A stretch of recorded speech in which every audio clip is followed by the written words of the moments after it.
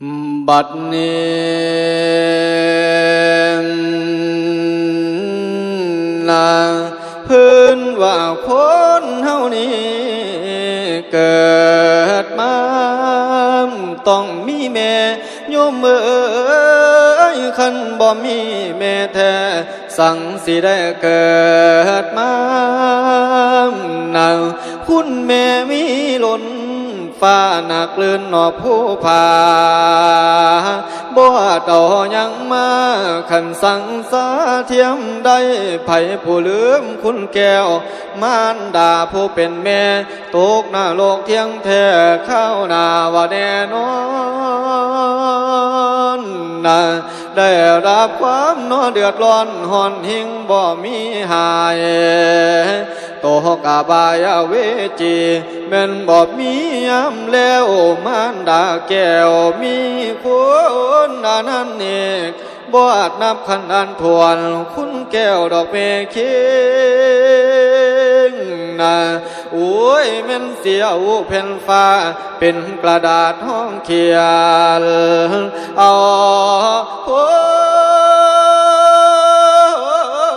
เขาเป็นปากกาขีดเขียนพระคุณเจ้าเอาหน้าที่ท่านน้ำสมุทรกวางใหญ่มาเป็นมือขีดแต้มพระคุณเจ้ากะบ่พอนังคุณแม่หลายกะดอคุณของพ่อก็คือกันอานันตังสงไข่นับบ่ไหวพระคุณทานหาประมาณบ่มีได้แนวใดบ่มีทอขอให้พวกลูกเต้าประคองไว้อย่าโลภคุณนะตั้งแต่มือเกิดพ้นคุณแม่ดูแลคอยถนอมบุตรตาอยู่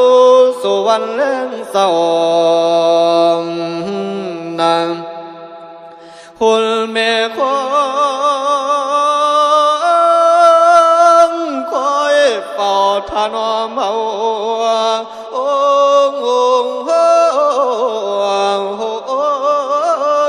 จนว่าจอยคุณแม่เลี้ยงตั้งแต่น้อยจนได้ขันใหญ่มานางคุณแม่หาของปอนแต่ยังนอนอยู่ในอู่ยังบ่หูเหตุได้ขันให้ดอกแอวนุ่มนางคุณแม่โจมหัวขึ้นมื่นตาดูพ่อยพี่โอ้ยคุณแม่วิไลเห็นขันยุ่งไว้บ่ให้ตอมนะคุณแม่หอมดมแก้มแนมดูลูกยังอ่อนคุณแม่ยำเข่าหมอกคุณแม่จุกเข่าปอนย้ำห่อนกะพัดวินนอกจากนี้ขี่เหี่ยวกะเที่ยวบ่ายเหม็นปานใดกับฟุ้มไฟเช็ดถูให้ดูเกียงคุณแม่อดสาเลี้ยงบุตรตาจนว่าใหญ่โจนว่าได้ปากเบาพระคุณเจ้ากะเล่าสอนนะสอนให้หัดเฮียนอื่นสอนให้ยืนสอนให้เดินสอนให้เอื่นพ่อแม่สอนให้เอื่นเฒ่าแก่เอื่นพ่อแม่พี่น้องลุงป้าแม่ย่ายา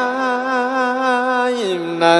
สอนให้เอื่นน้องอายเอื่นปู่ย่าตายายให้หูจักจับบายเวียกงานการสร้างสอนในทางเลี้ยงลูกกอกาและกอไก่หูจักหน่อยจักใหญ่หูจักปากจักเบาผักคุณเจ้ากะเล่าสอนนะกินบ่เป็นแม่กาป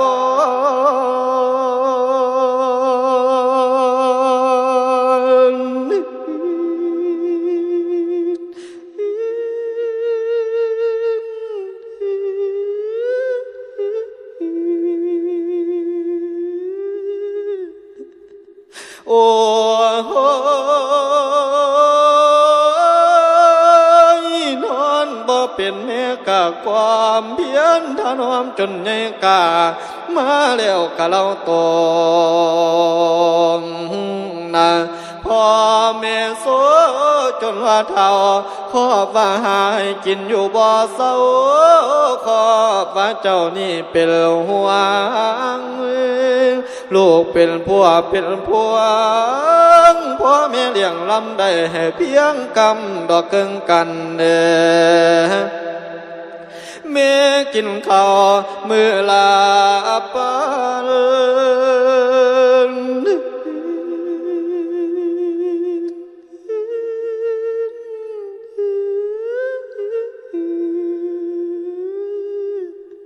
จำเจ้า